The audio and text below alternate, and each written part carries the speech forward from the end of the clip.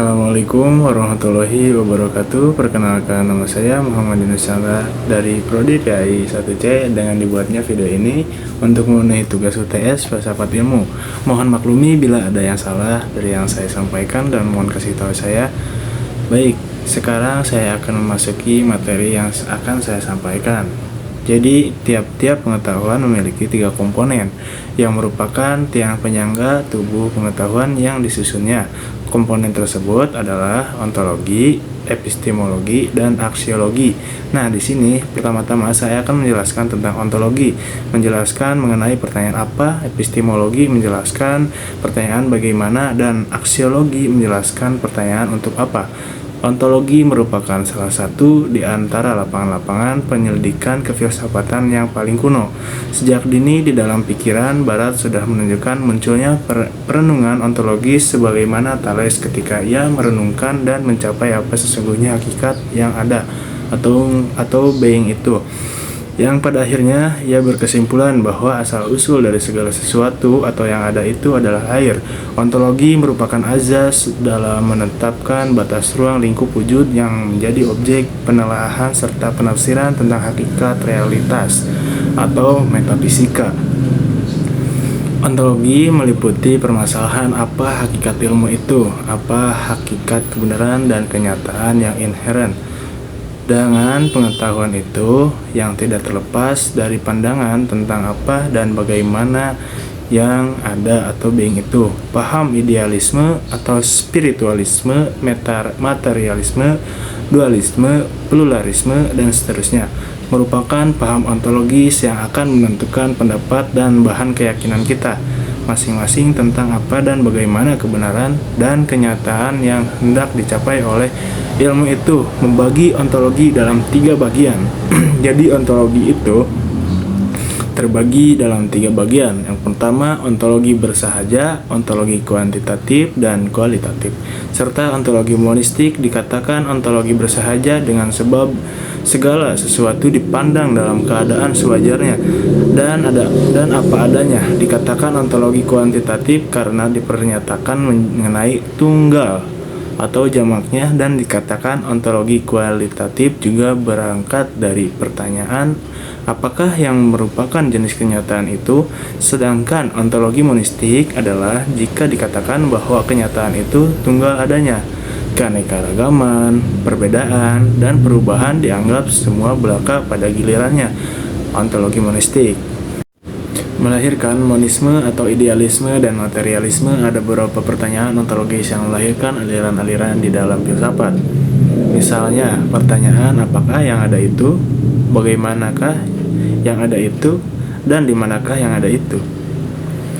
Apakah yang ada itu? Dalam memberikan jawaban masalah ini lahir 4 aliran filsafat, yaitu monisme, dualisme, idealisme, dan agnotisme.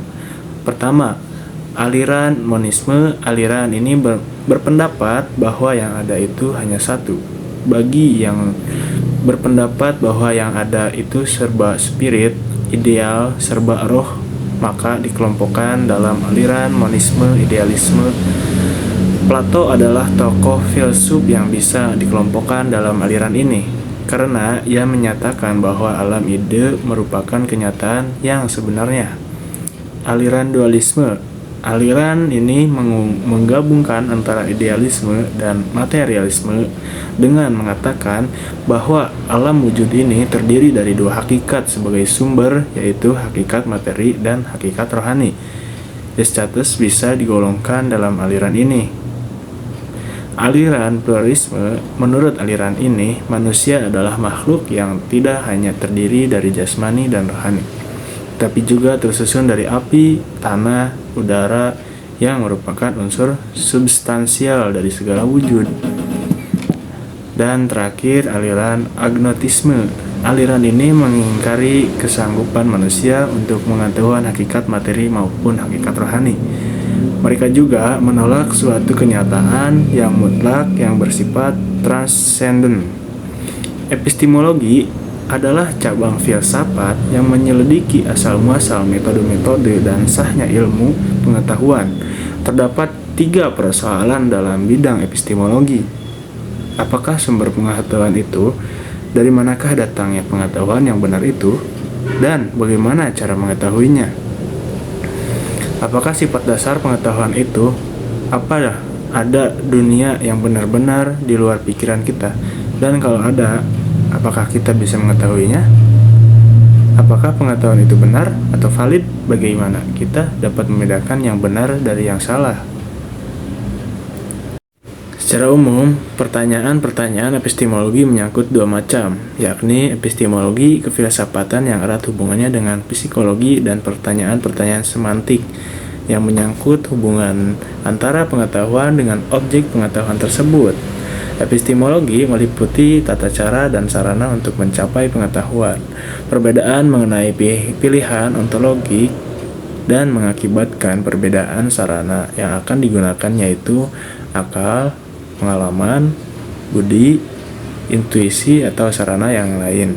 Ditunjukkan bagaimana kelebihan dan kelemahan suatu cara pendekatan dan batas-batas validitas dari suatu yang diperoleh melalui suatu cara pendekatan ilmiah. Pada dasarnya, metode ilmiah merupakan cara ilmu memperoleh dan menyusun tubuh pengetahuan berdasarkan: pertama, kerangka pemikiran yang bersifat logis dengan argumentasi yang bersifat konsisten dengan pengetahuan sebelumnya yang telah berhasil disusun. Kedua, menjabarkan hipotesis yang merupakan dedukasi dari kerangka pemikiran tersebut. Dan ketiga, melakukan verifikasi terhadap hipotesis tersebut untuk menguji kebenaran pernyataan secara faktual. Secara akronim, metode ilmiah terkenal sebagai logiko-hipoteko-verifikatif atau dedukto-hipoteko-verifikatif.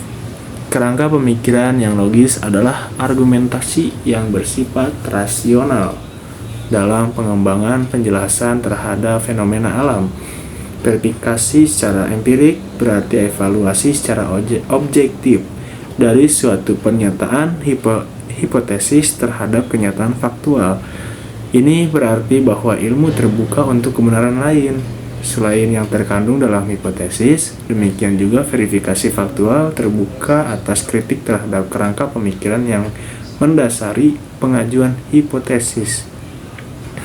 Berpikir ilmiah berbeda dengan kepercayaan religius yang memang didasarkan atas kepercayaan dan keyakinan setiap individu masing-masing. Tetapi dalam cara berpikir ilmiah didasarkan atas dasar prosedur ilmiah. Secara garis besar terdapat dua aliran pokok dalam epistemologi, yaitu rasionalisme dan empirisme, yang pada gilirannya kemudian muncul beberapa isme lain, misalnya rasionalisme, kritisme, fenomenalisme, intuisionisme, positivisme, dan seterusnya. Rasionalisme adalah salah satu aliran pemikiran yang menekan pentingnya peran akal atau ide, sementara peran indera dinomorduakan.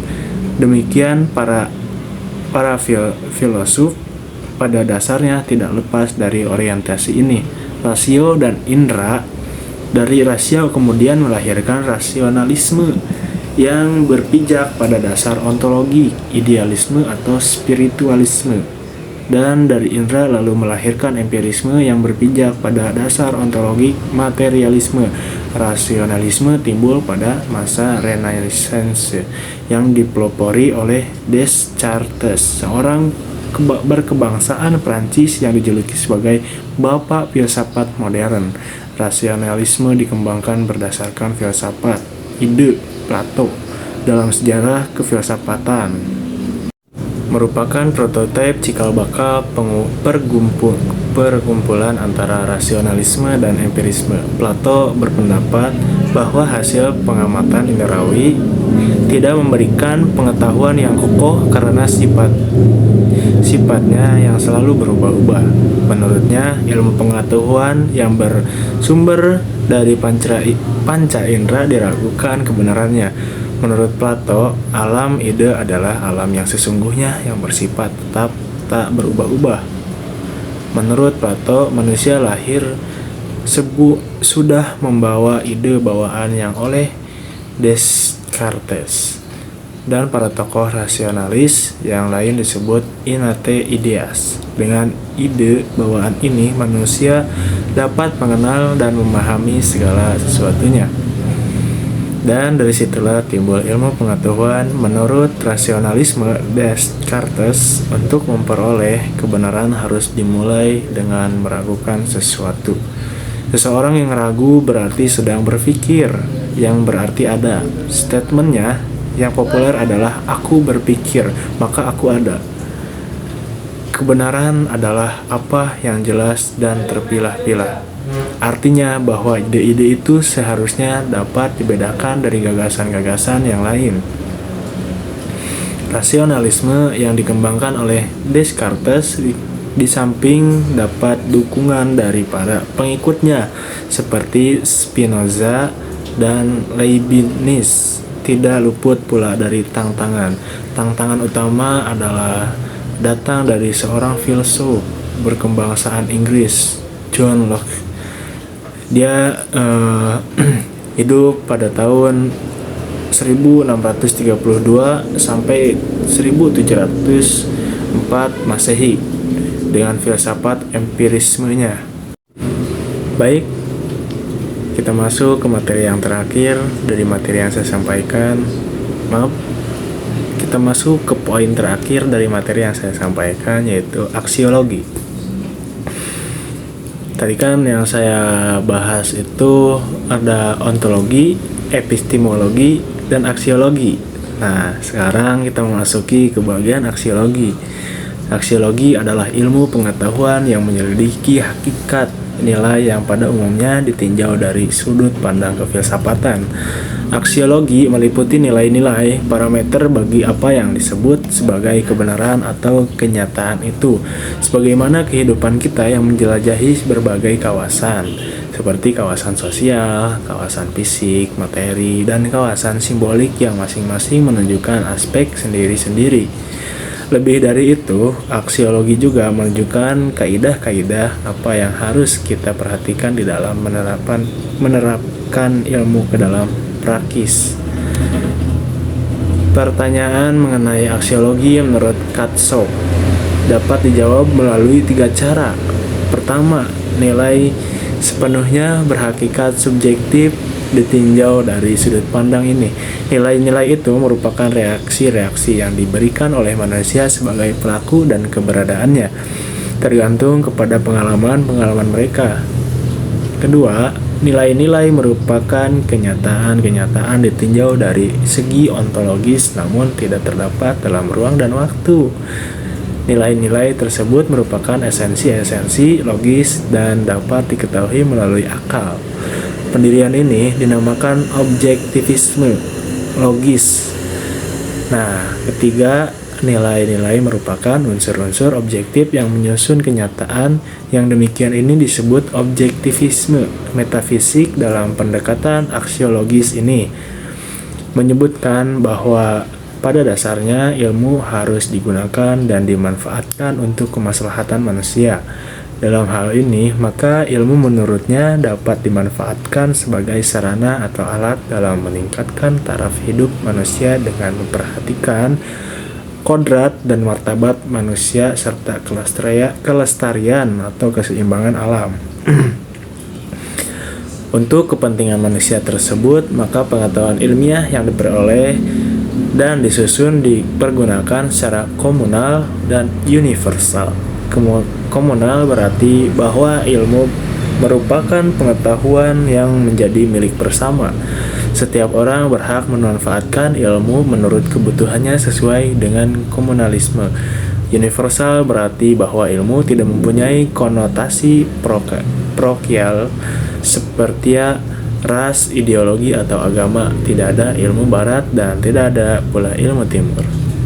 Baik, terima kasih. Sekian yang bisa saya sampaikan. Bila mana ada ucapan saya yang salah atau materi yang saya sampaikan kurang baik atau ada yang salah, mohon dimaklumi dan minta tolong untuk dikoreksi dengan dikoreksi lagi.